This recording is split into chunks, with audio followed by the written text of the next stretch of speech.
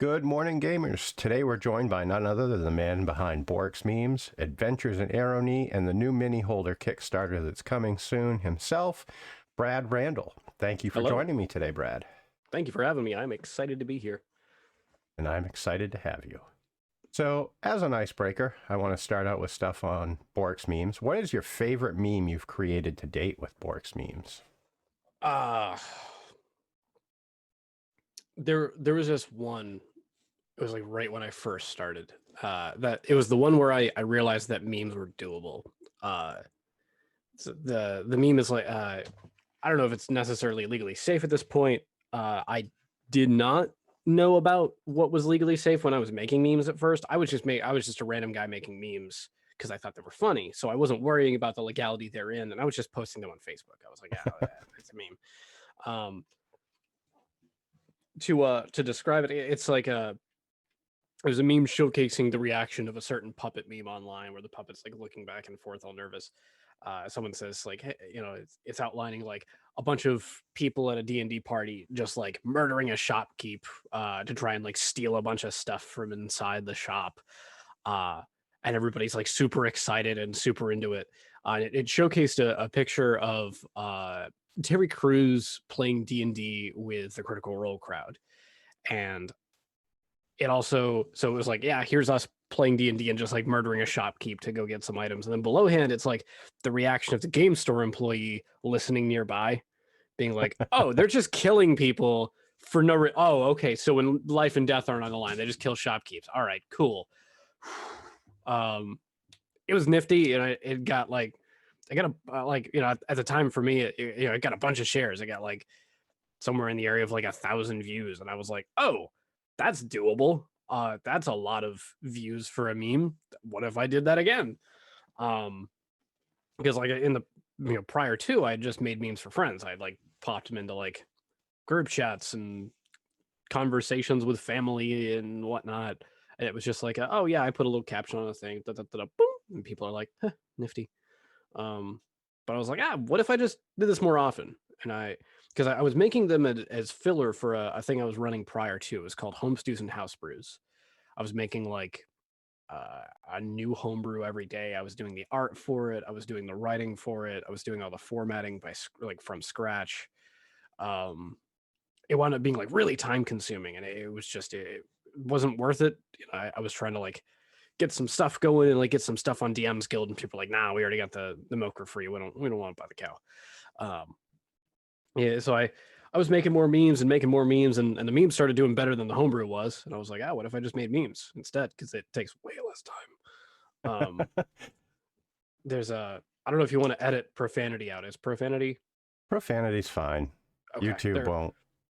I mark these as not for children, so. Oh, okay. Because there's a term called shitpost, and I use the term jokingly. It's like yeah, in the restroom, pop a meme out. That's perfect timing.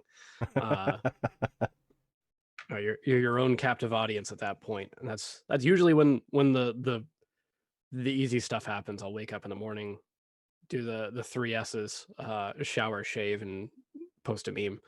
Uh, it's surprisingly easy to do. It doesn't take a lot of time. I do have some memes that I crank on for a while.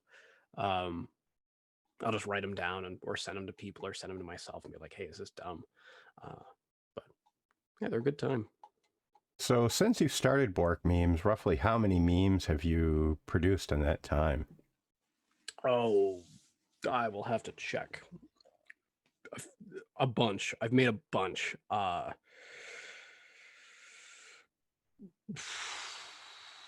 Somewhere around 700.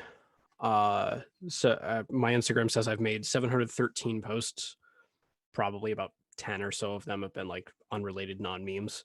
Yeah, I've made hundreds of memes since about July of 2019. Usually about one or two every day. That's crazy. Yeah. Yeah. So, what do you think has been your most controversial meme to date? That would have to be we all roll for initiative. There was and I'm doing a take on pretty debated topic. There was a protest as a result of George Floyd's death in and around May of 2020. And around that time, right in the height of this was like 2 or 3 days after it happened. I posted a meme outlining the problems of police brutality and the problem of we were taught this in school when I was a kid. You know, don't let a bully do what they do. Don't be a bystander. A real buzzword amongst teachers and amongst higher ups in administration at schools. It was like the bystander mentality. And the post read, friendly reminder, when a town guard attacks a member of the party, we all roll for initiative, essentially implying that, hey, if we're not doing anything, we're just spending our turns doing nothing and watching a man die. That meme wound up being very controversial. It was taken by a bunch of folks. I had done the black logo at that time, so there wasn't like a sandwich in it, so a lot of people didn't tie it back to me. A lot of folks took it and ran. There was a kid out in the Midwest. He was like 17 or 16 at the time. He put it on a shield and went protesting with it, and other people decided to start putting it on signs and stuff and protesting with that. And it wound up getting very big. It got me a lot of attention from some folks that are government employees. And it was a lot. It was a very big thing. It reached millions of people. It was a very big time. I still get ads for it. There's a company in Vietnam currently selling t-shirts with that exact "we all roll for initiative" thing on it. I'm sure if you go to a convention at some point, you'll probably see one of those t-shirts. That came from me.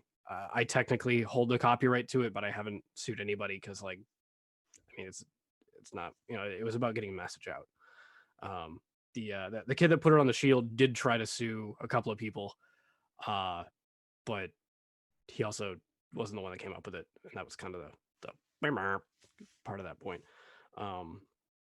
So someone that took your meme, used it, tried to sue someone else for using it. Yeah, it's not uncommon. I have a mindset on memes where it's you put something in the public domain.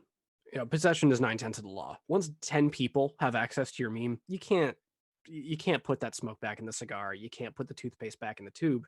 Once you posted it, you're giving it to the public. They're going to do what they want with it. All you can do is try your best to do your best. You can put it out there, give the public good ideas, but the time of the copyright laws and copyright stronghold that we knew are pretty much over. Like most of our idea of intellectual property is based around intellect being distributed via the printing press.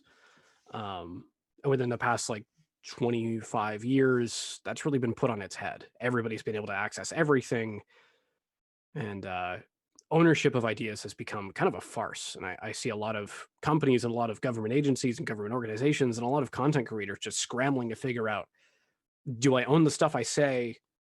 And if I do, why? And if I don't, why is stuff happening to me? Because there are some folks that'll say controversial stuff and they'll be like, I'm being canceled. Or there's some stuff or folks that'll say great stuff and they'll be like, why am I not making money? And it's a very complex thing. The dust will need to settle before we figure out what this new kind of speech and information sharing will look like. I don't know where that goes, but I know that I can't own the things I post. All I can do is put a sandwich on it and hope for the best and keep making good stuff. So what is behind the sandwich? I've always wondered that. Oh, I was in a campaign where the running joke was that every time something really bad happened, we would go and talk it over a sandwich at the local tavern. So I played this dwarf named Pops, who was just this raging alcoholic artificer who just swore more than he talked was about as wide as he was tall. He was a caricature of a very particular type of person. And there was a point where we had killed an NPC, and it was a morally gray scenario. And nobody felt good about it. Nobody felt good about the options we had. It was just rough. And we were like, we need to go talk this over. Let's go to the tavern and get us a sandwich. And the running joke was like the sandwich was the safe haven. So I was like, yeah, I thought a sandwich would be nifty. Also largely to do with, 9 times out of 10, every logo for every company related to a tabletop game is going to have a 20-sided die or a 6-sided die in their logo somewhere. And it kind of erodes the whole like brand recognition. Nobody's going to look at that and be like, oh, I remember that D20. That's is that DM Dave, or is that my D20, or is that it's so many of them. There's just so many of them that use the same shape because you can't trademark a basic dodecahedron. Guilty. Well, but but that's like, it's just a 20-sided die, and I wanted something a little bit more unique. And a lot of people were like, who's this sandwich guy? Why is there a sandwich in this meme? That's so dumb. For about 6 months. And then after that, people were like, oh, I know that sandwich. That's the only sandwich around making memes, right? And it started working. Yeah. Cool. Well, another thing that you do a lot of is DMing games. What is your record for games run in 1 week? 6 games, 7 days. That's crazy. Yeah, it was. I wound up running like 2 games on a Saturday. I took a Monday off because Mondays are for the girlfriend. That's how that goes. But I usually run between about 3 and 5 games a week. Most of which are streamed right now. Some of them are just one-offs that I do for, random friends or people that are like, hey, I've been thinking about getting into D&D. You're the D&D guy, right? From like work or from like, family stuff. My parents will be like, hey, I've got a coworker that was talking about, they mentioned Dungeons and Dragons. You're really into that, right? You know how to play Dungeons and Dragons? I'm like, yeah, I know how to play Dungeons and Dragons. I'll like get a game going, and they're like, oh, you take this a whole different kind of serious. It's like, yeah, this is what I do. I like it. I like running games. They're a different kind of thing. I'm taking, with Adventures in Arrowknee, I'm taking a very American Bandstand approach, where it's just a bunch of people getting together and making good stuff. And it doesn't have to be the best stuff. It doesn't have to be Critical Role. It doesn't have to be Lord of the Rings. It doesn't have to be a AAA game. We can just have fun and record it. And that fun, I feel like it's more important than anything. And I feel like it's what's missing in a lot of podcasts. It's what's missing in a lot of live plays of a lot of things. People are just kind of going through the motions, looking for that spark that they had when they first started playing, and keeping it fresh and keeping it moving and keeping it fun is, I feel like, the most important part to playing games, because that's why we play. We definitely have fun. Yeah. And speaking of Adventures in Arrowknee, what prompted you to start it? I was involved in I ran a lot of games at home. When I first started running games, I ran a Friday night game at my house in the basement. I was still living with the folks. It was with a couple of neighbors, my sister, her boyfriend. It was just like, we'd get like Little Caesars pizza. My girlfriend at the time, we weren't dating at the time. She would come over. We'd just play. We would play games. And sometimes I would run games at a local game store called Crossroad Games, run by a guy named Brendan. Super nice. Everyone there is amazing. It's in Standish, Maine. You should go buy their stuff online. Shameless plug. They're just really nice. But I was running these games at home, and I was also running games at the store. And I have a lot of memory loss. I did a lot of mixed martial arts for a while, and my both brain cells were having a very hard time keeping track of what was going on in 2 different worlds. So I was like, this is dumb. It's just going to be the same world. It's the same world. I'm just running one shots in this world, and I'm running a campaign in it too. And I did that for a while, about 6 months to a year, and I was running like 2-3 games a week. It was just, I'd go to the store, be like, hey, yeah, let's get a game going. I'd go home on Friday nights. I'd be like, I just tried something out on a hook, or I tried out a monster and I want to run it again, but I want to have it be related to the same world, but maybe it's more of the same monster. Maybe the NPC made an extra one or something. We got together with a bunch of other DMs at one point at the local game store. And we were like, hey, what if we did a West Marches style thing? And we tried to do a West Marches style thing where it's like, the classic West Marches is like a group of adventurers, like a large group are traveling west. You are part of a raiding party or an exploration party that peels off. You do a one shot from their point of view, and then you come back, kind of like an anthology, where it's just like, you're this character for this game, that's it. And myself and some other folks, we were all like, hey, what if we just did this, but you had to play the same character every time you came back? And they were like, okay. What if we all DM'd the same world? What if we all ran the same thing, had like 8 DMs in the same world, shared some notes back and forth, even ran some of the same NPCs between one another? What if we just had like this super mega ultra like Voltron campaign where all the one shots are just one shots, but there is a story, but there also isn't, because players are experiencing their story and DMs are telling separate ones at the same time. So there's no one campaign.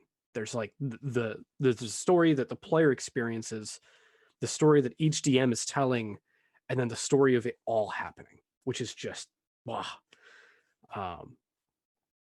I ran that with some other friends.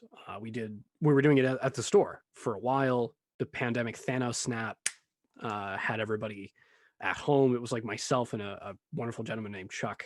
We were running games over the internet. We figured out how to format a Discord for it, format a group for it, and we ran like 4 games a piece every week for like months straight when the pandemic first hit. Most of our players were like essential employees. They were like nurses, doctors, like one of our players was like a researcher in South Portland, like doing the research on the COVID testing kit that wound up going worldwide. Like he was one of the guys like making that machine so that people would not get sick and die. And we wound up being like their only respite for this. Like we were their like unplug from the craziness of the world. We ran this for like 13 months, 14 months. We ran it for well over a year. At just this insane clip of games, and it was amazing. And once we got done, I was like, what if I just did another? I pulled the DJ call it another one, but what if I got some motivated folks together, content creators, had people pop in, pop out, just like we did with this thing at the shop. But what if we got some groups together, had people pop in and pop out and guest star, and maybe plug for a project they're working on if they're so motivated, and then stream them and try and make a bit of cash to pay some DMs on the side, and hopefully make enough to pay the players too. We got a lot of players, so it needs a lot of numbers to make that happen. But the goal is to like, what if we just ran games every day? They don't have to be high quality. We can just have fun. We do. It's good stuff. And speaking of an insane clip of games, how the hell have we managed to crank out 19 episodes of Adventures in Arrowknee in just over 3 weeks? I am a crazy man. I've realized that I have a brain that just pumps out ideas. Most of them are bad. Like a lot of them. They're just ideas where I'm like, yep, it's the Spider-Man J. Jonah Jameson, crap, double crap, I'll give you $30. It's like, oh, all right.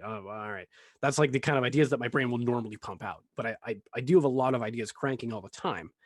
What I'll do is I'll just workshop them all the time. And I've tried to really get better at improving, so that I can keep characters rolling and keep story arcs running. I've got a way of planning that is a bit different than most DMs. I don't think I've ever really, I don't think I've ever talked about this, like how I plan. Um, how deep do you want me to go in on this? Let's go deep dive. All right. So a couple of things. When I get bored and I don't know what to do, I use these.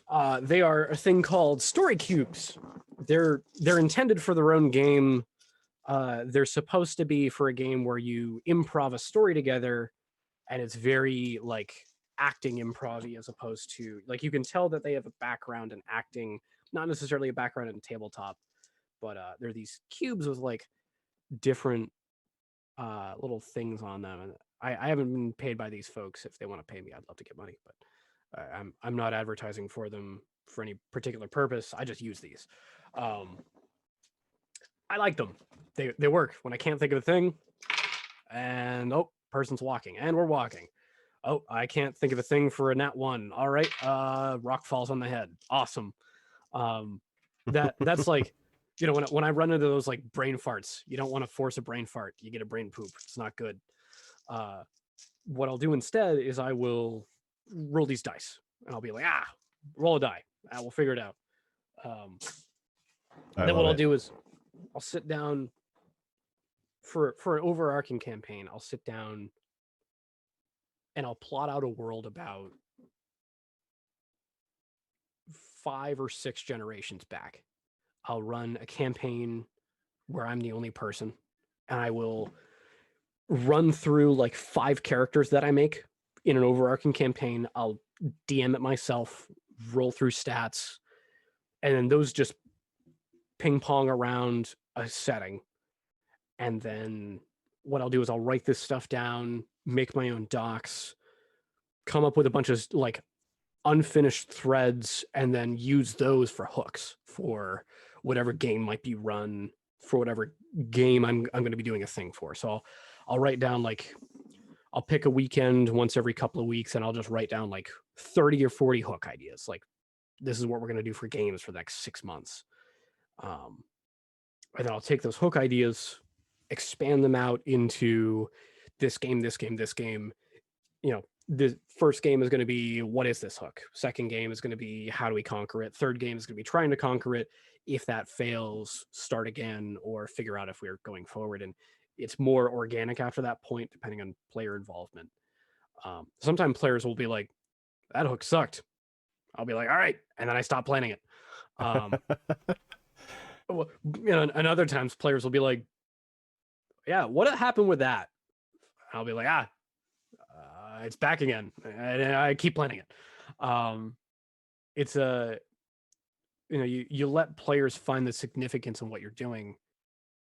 And then once they express a significance, that's when you start planning that item or that concept further out. You know, Minecraft render it, where there's a render distance. You're only thinking so far ahead, because if you try and go too far ahead and plan out, this is what's going to happen 3 games from now, I need them to do this, this, this, and this, you start to forget, oh, wait, they're players. They're playing a game. They're just doing stuff.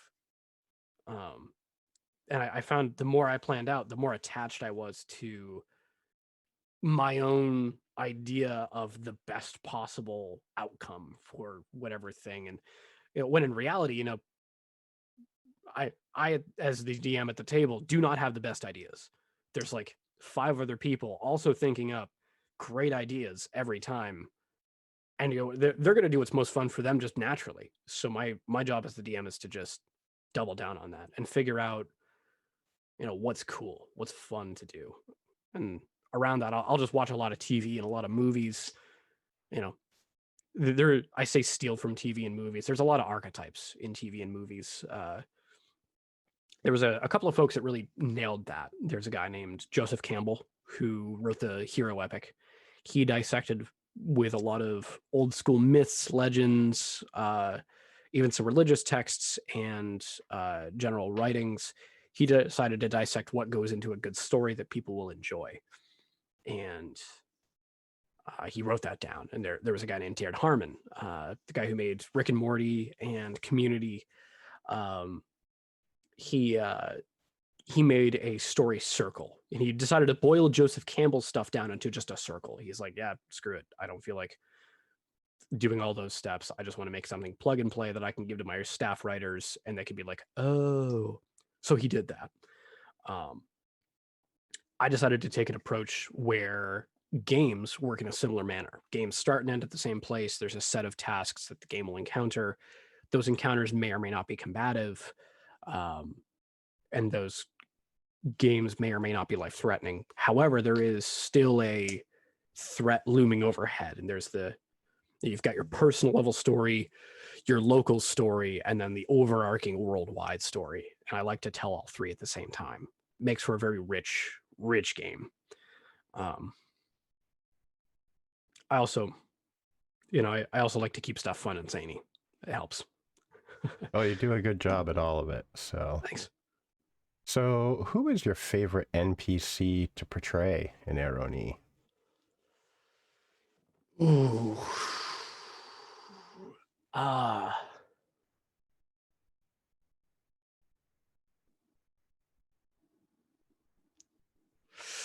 That one's tough. I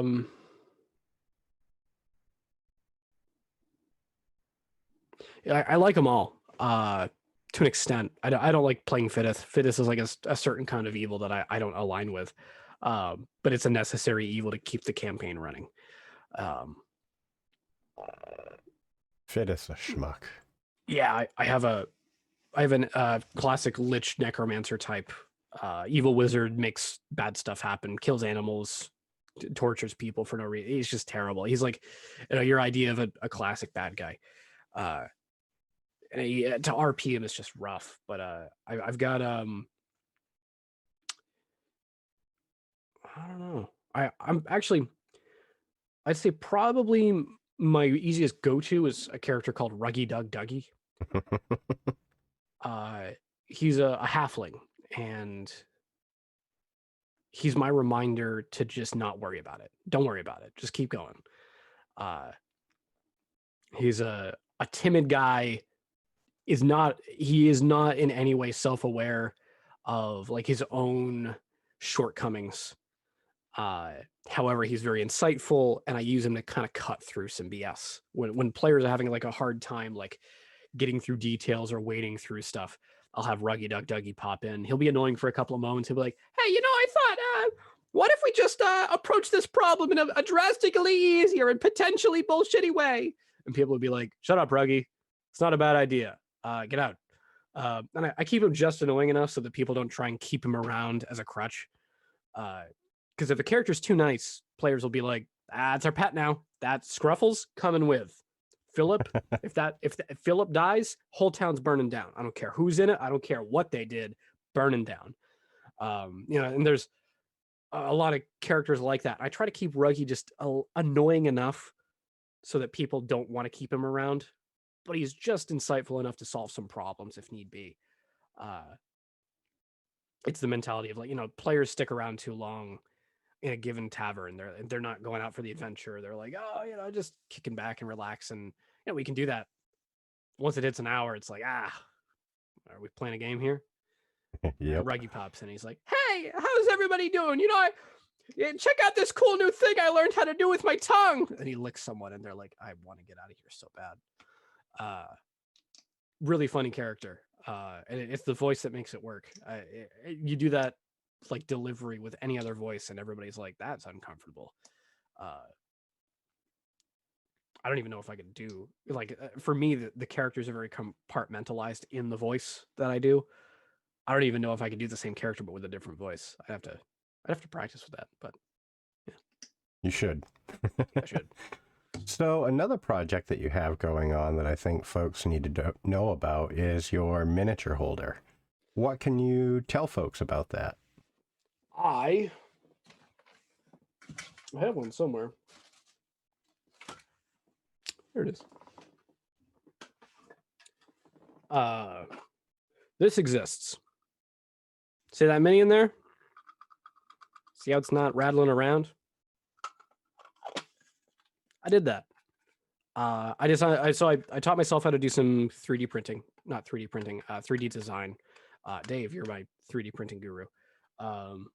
So I designed these. They are a 3D printed thingy. They've got like a little lid with a little lip that holds the miniature backward, and then a little tray that the miniature slides into and out of, so that there's no like magnets or weird adhesives involved or weird foam that scratches paint. Then there's a receiving container. Put the little tray inside, it slides right in. Put the lid on, and the little lip makes it so that the mini isn't like rattling around and you get a fast case of broken arm syndrome. I invented this because I ran out of stuff to buy. Like I owned all of the gimmick items, and I kept breaking minis, and I hated it. So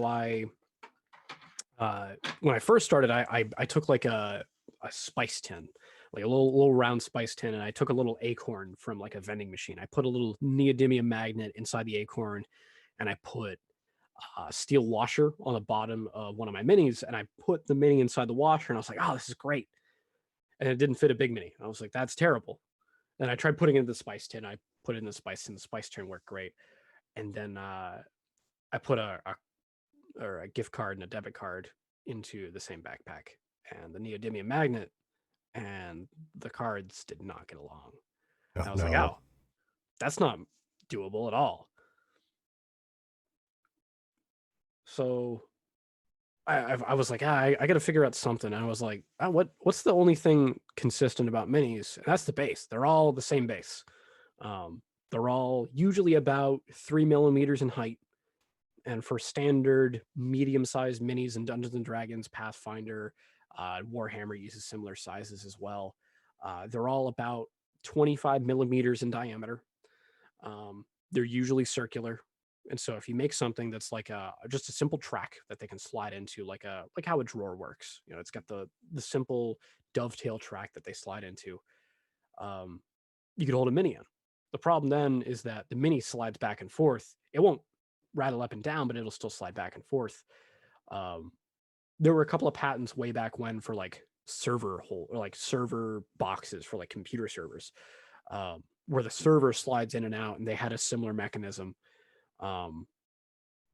Nothing patented up until that point used the lid and put a little nub on it to hold whatever it is from like the back wall, so that you could have fragile parts like sticking out, like wings and staves and swords and spells. Spells are the big one, like the pretty spells. And then there's nothing worse than like your Acerak mini having like all that magic just fall off and rattling around somewhere. Because then you got to get like the gap glue out and perform some emergency surgery, and it's rough. It is. Yeah, I can't get into it. I was like, I want to make something that just holds those down with the base, keeps them from touching the walls, which is the big thing for me, is it can't touch the walls. And then use that instead. And I decided to just do that, and it was great. It worked. And I was like, that's doable on a larger scale. You just crank those out, get an injection mold, and make a lot of them. Everybody's got a dice bag. Nobody's got a mini holder. So my goal is to get a Kickstarter going quite shortly with the mini holder running. If it gets past $1,000, I'll be able to buck up for a couple of 3D printers myself, start printing them in mass, and start shipping them out to people. If it makes more than about, I want to say like 15 grand, it'll be doable for like, it might be closer to 20. It depends on the injection. I'm going to need to get to a manufacturer about that for more pricing. But if it makes it past about 15 or 20 grand on backing, I'll be able to buck up for an injection mold to get done. And I can get people these, but with a clear lid, so you can tell what's inside. It'll also be injection molded, so the plastic will be more robust. There'll be more options for colors, and it'll make it so that I can get these bad boys on shelves at game stores when game stores finally start having games happen at them again. I'm hesitant right now. My biggest fear is that I'm gonna go all in on this, and games are just gonna slog on. They're not gonna happen in person for another several set of months, and it'll crash and burn. But that's a risk. That's the risk at this point. I just I hope people like it. That's my main concern. Most of the people I've encountered so far have been like, "Dude, why don't I have a mini holder?" I'm like, "I don't know. I made one." And they're like, "Give me 10." And I'm like, "All right." I just hope that that's like the idea of the community, because that'd be really neat to not just make something written or make it like a joke or make like a quip that people like, but to make something that people can use, uh, like an idea that people can hold and be like, I like this. That's a specific kind of rewarding for me. Well, they're awesome, and I think people are going to love them. So, Thanks. I hope. And you are a very busy guy, and as we kind of touched on earlier, you are kind of trying to work on breaking into the publishing world with a couple of your own homebrewed items and races that you've Yes. listed under the pen name of BR Bork. What can you Yeah. tell the people of the interwebs about those? And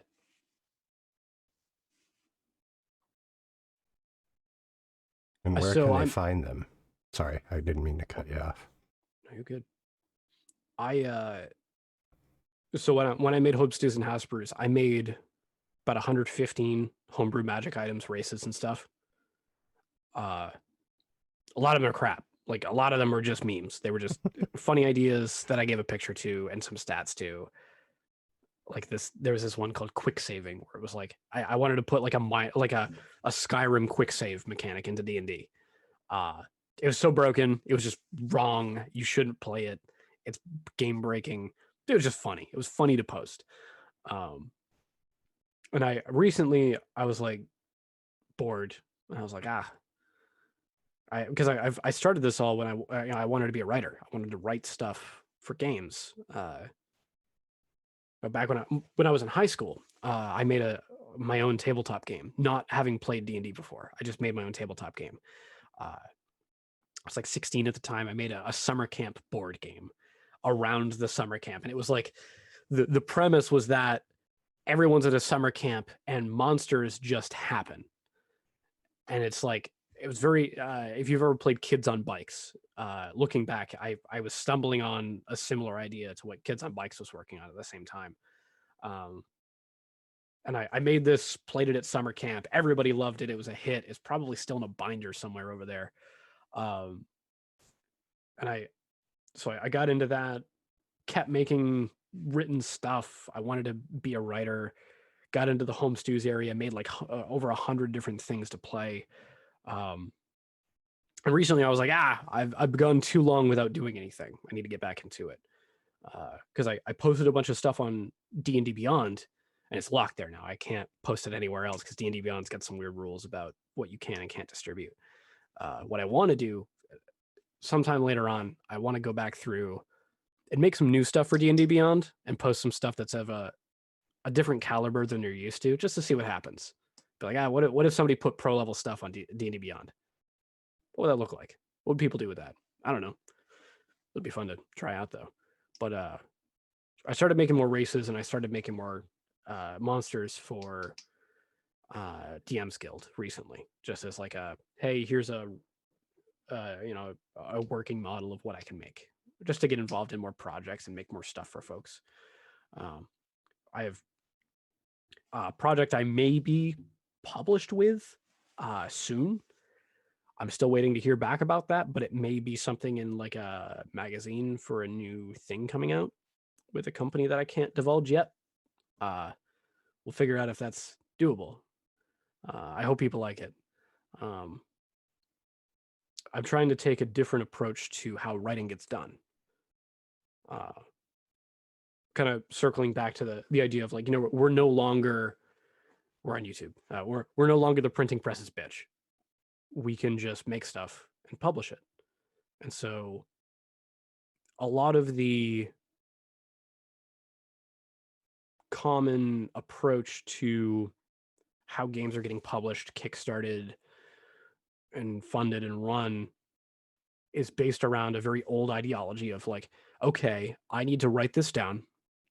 show it to somebody, get a check, hand that to a person with a printing press, be in a ton of debt, and then sell as many of these as humanly possible. We don't have to do that anymore. We can just write something and skip all those other steps and just post it on the internet and sell that. And nobody's really doing that yet in the writing community. I think a lot of it is because a lot of the folks involved in the writing community have a very hard time with technology. You'll see that with like a lot of, being this, we just connected just fine. But a lot of the other folks involved in writing and publishing and whatnot, you see them on a video, they try to get into a Zoom call and they have hey, can you hear me? They can't figure it out. They have a very hard time with technology. So like navigating to a tech-based sales model is very tough. And I've been harping on this for a while. I've been like, we're doing it backwards. We need to publish first, put it into electronic format. If it sells in electronic format, then you pay the money to print it and then put that on shelves. That should be the step. That should be how that goes. Make sure your idea isn't crap, then pay the money to get it printed. Wizards of the Coast does something similar with this with Unearthed Arcana. They put out some crap on the internet. They're like, hype. And then what they publish on paper is nothing like it, but they try to engage if the community is actually interested in it. A lot of the writers on the freelance end have not caught up to this. They have not realized that this is what we should be doing. Put it out in written format. Then if it makes money, then you pay the artists, then you pay to get it put in a book, then you pay to put it on the shelves. But make sure your idea isn't crap first. Give the public a taste. And if you sell it in just electronic format, you've got no overhead. So there's no commitment to it. You don't have to worry about a lot of the struggle and, spinning of plates that writing normally involves and publishing normally involves. You can just skip that stuff. Wizards of the Coast's most recent financial report reflected how much money is made off of digital sales. There are some folks speculating that that's from DM's Guild. They're not correct. That is not correct. DM's Guild makes a pittance. If you sell 2,000 copies on DM's Guild, you are gold. You are actually, I think, platinum. You're like one of their top sellers. That's 2,000 people. There are 20 million people playing D&D. There are millions of people using D&D Beyond and buying books there. That's where the money is coming from. And so if you want to be a part of that game, if you want to be a part of the writing game, you've got to make stuff that's digital, bite-sized, cheap, affordable, and in front of people fast. So what I'm doing is I'm making short, sweet stuff to put on DM's Guild. I'm not expecting it to get a ton of following or traction because DM's Guild has a lot of sellers and not a lot of buyers. They haven't advertised well for a long time. It's D&D took off. DM's Guild did not come with it because it's too clunky. The folks run over at RPG or Drive Through RPG. They're nice folks. They did not make a user-friendly website. It's tough to say, but they got to make something better if they want to get more sales like D&D Beyond, because that's where the money's coming in from. That is where it's happening. You keep up or you get left behind in this world, and I just hope DM's Guild keeps up. So I'm putting stuff on there. I'm taking a different approach, making stuff that's more bite-sized, more affordable, and I hope easier for a consumer, like just a person who wants to find a playable race or a playable class or a new weapon or a new thing. They can just go on and search for a new playable race and find it. They don't have to weed through 30 pages of a lore dump because a person's trying to justify a word count, because the person's trying to justify a page count, because the page count's trying to justify a book count, and the book count's trying to justify a print run, and the print run's trying to justify the check that they got from the publishing company that they took the loan from. And it's a big headache. I don't want to be involved in that, and I don't know why anybody else does. So I'm trying to skip that. Yeah. Sorry, that was a long time. That's quite all right. I have a very opinionated stance on online sales. It's just if you don't have to pay overhead, don't. I guess is the shortest version of that. But yeah. So you mentioned that you may actually be getting something published in a magazine. How do you think you will react the first time you crack the spine and see Brad Randall in print? I have no idea. It feels like I'm in the portion of an 80s movie after the final scene where they do that like part where they like zoom in on me just like dancing in a crowd and then they stop and then they're like, Brad went on to invent a miniature holder, decided to get into publishing, and then played games for the rest of his life. I feel like I'm in that post area where everything's just going good. Uh, and I'm very lucky to be involved in so many amazing projects and with so many amazing people. That's the other coolest part about this is like I've met some amazing folks throughout all this. You're not going to find many people that play games for fun, spending their time being jerks. The folks in the community are just around to play games, around to have fun, and around to do cool stuff. And if you do cool stuff with them, or you help them do cool stuff, or you're just even interested in it, it's fun. Yeah. I mean, it's very easy. I like it. So where do you see Borks Memes, Adventures in Arrowknee, and the Mini Holder being in 5 years in your mind?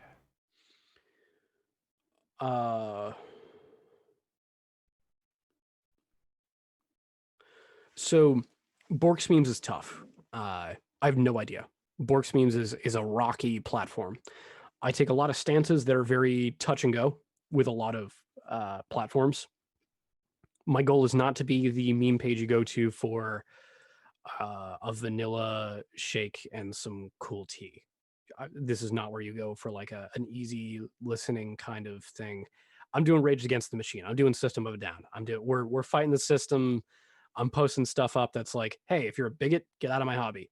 Where the community is here to to be a community. If you're not for that, that's not what we're doing. There are some companies that like to just set their logos as a rainbow and have that be it. I'm of the mindset that if you want to make change happen and you want the world to be a better place, you got to work for it. And some of that work is tough and some of that work sucks. But I do Borks Memes as like a way to give back to the community, improve people's lives and try and make people happier, and also take some stances and give people some perspectives that they might not have otherwise seen through other areas of media. I don't know if Borks Memes will get shut down on any day of the week. For some reason, it's been up for over a year. I'm just chugging along. If it stops, it stops. I will just make another pen name. I'm the same guy. I got a big mouth. I talk a lot. I'll just keep going. We'll figure out something. If it has to be a personal profile, it'll be Brad. It'll be Brad posting memes. Who knows? But 5 years from now, I don't know if it'll be around. I don't know if it'll be around 5 weeks from now. Mini holder, I want the mini holder to be the next ice bag. I want a new player to walk into a game store, say, hey, I'm just getting into D&D. What do I get? And the game store owner is like, book, mini holder, dice. But I want the mini holder so that the person is like, oh, I can buy a mini and not have it break 20 minutes from now. And the game store owner is like, yep, get that too. Because that market, that initial purchase market, is hard to break into, because most of the products on the market are geared towards the freaks like you and me that are like, yeah, I own all of it. Yeah, I have a 100-pound stack of books. That's normal, right? Yeah, we're not normal. We're really into this. And I think a lot of people making products are forgetting that, and they're making stuff for us, and they're not making stuff for the person that's just like kind of into it, and they're not making stuff that makes that easier. And I feel like that's the goal, is to make it easier to get into this hobby so that we have more fun people to play with. I hope 5 years from now it's everywhere. I hope. I don't know if it will be, but I hope. With regards to Arrowknee, I don't think I could do Arrowknee for 5 years in a row, 5 games a week. I hope to. My hope is to get more DMs involved so that I can kind of pull back and work on some more projects. Maybe run like 2-3 games a week, call it good. Most of the DMs out there are like 2 and 3 games a week is still insane, buddy. It's like, yeah, but still. I hope to get more folks involved from like, Kickstarters or streams or publishing companies or meme groups or shows or, whatever, maybe like I'd love to get somebody involved in like 3D design, somebody that makes like designs the minis. We never hear from that community. Nobody ever like says, hey, that famous person who designs the miniatures that look like a Michelangelo sculpture. Nobody tracks them down, which is insane to me. Like we have these miniatures that are just, they're like Renaissance art, and we just buy them, slap them into a duffel bag and hope for the best, bring them to a game, and that's it. Nobody tracks down who makes them. Nobody appreciates them. It's like, I want to get more people involved in those kind of games and get Arrowknee pumping. And really, really give a voice to some of the folks in the community that might not have otherwise had it. Whether or not that'll happen, I have no idea. But for now, it's still fun. That's the goal. So long as it stays fun, I'm happy. It is fun, even though you made me kill my horse. Sorry. We'll talk about that another time, though. Yeah. So the last thing I have, and it's really kind of switching gears, is how do you think the lack of assembling at tables has affected the mental health of gamers? And do you think all the online gaming going on now has had a positive effect for some people? I know for me personally it has. With my depression issues that I have, like, Arrowknee has been a godsend for me. I feel like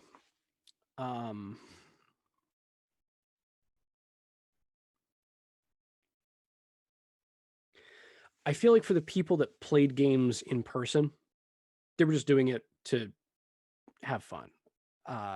Just play a game like Monopoly or like Settlers of Catan. It was just a thing they did as a hobby for just a day of the week with friends. Crack open a couple of cold ones with the boys, get some dice rolling, crack some jokes like we're 15 years old, maybe get some, J-pop going in the background and talk some smack. But for a lot of people, or a lot of the community has something that leads them to playing a game where they get to be someone else. What I mean by that is it takes a very specific disdain for your own life or disdain for your own kind of spot where you're at to say, you know what if I decided to be someone else for 3 hours and then to enjoy that? You're not going to find a lot of people in the D&D community that are super comfortable in their own skin. That's why they put on someone else's and they play a role-playing game, or they're really into acting, or they're really into just some other form of in-depth escapism.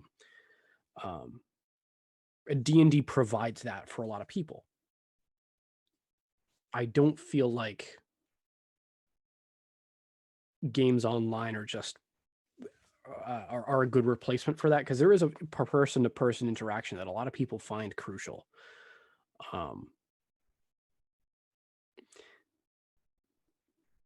I feel like a lot of people lost their lifeline and they lost their way to just vent through their character and to work stuff out.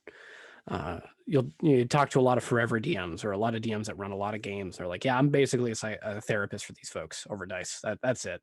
I decided to start running this. I thought it was all going to be math and drawing.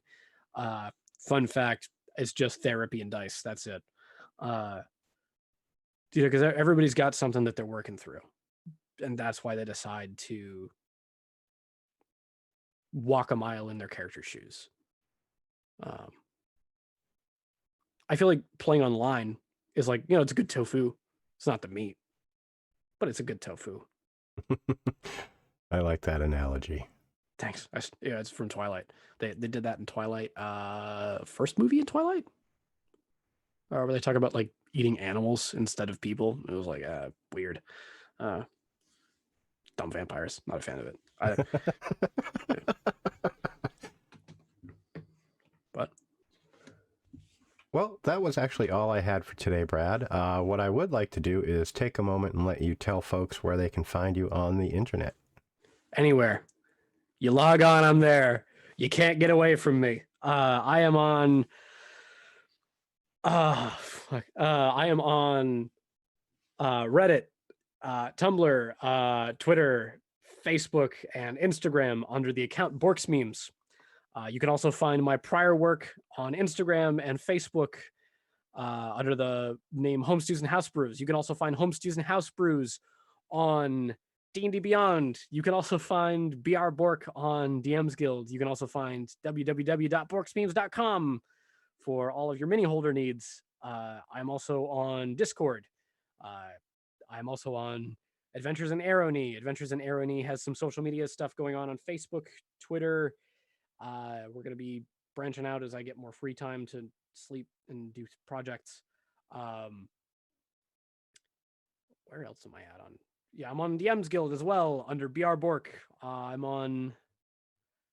I think is that actually it? I think that's it. I think that's it. Yeah, that's all that's everywhere. If you have an internet connection, I'm probably there. I've done that on purpose. If you know of anywhere that I'm not, comment it like 3 times, 3 separate comments. Tag me, be like, hey, here's a new social media platform that your sandwich isn't in. I will shove that sandwich in there just so fast. It'll be a lot. Well, awesome. Well, thank you for joining me today. And yeah, it was a pleasure as always. And I will talk to you soon, folks.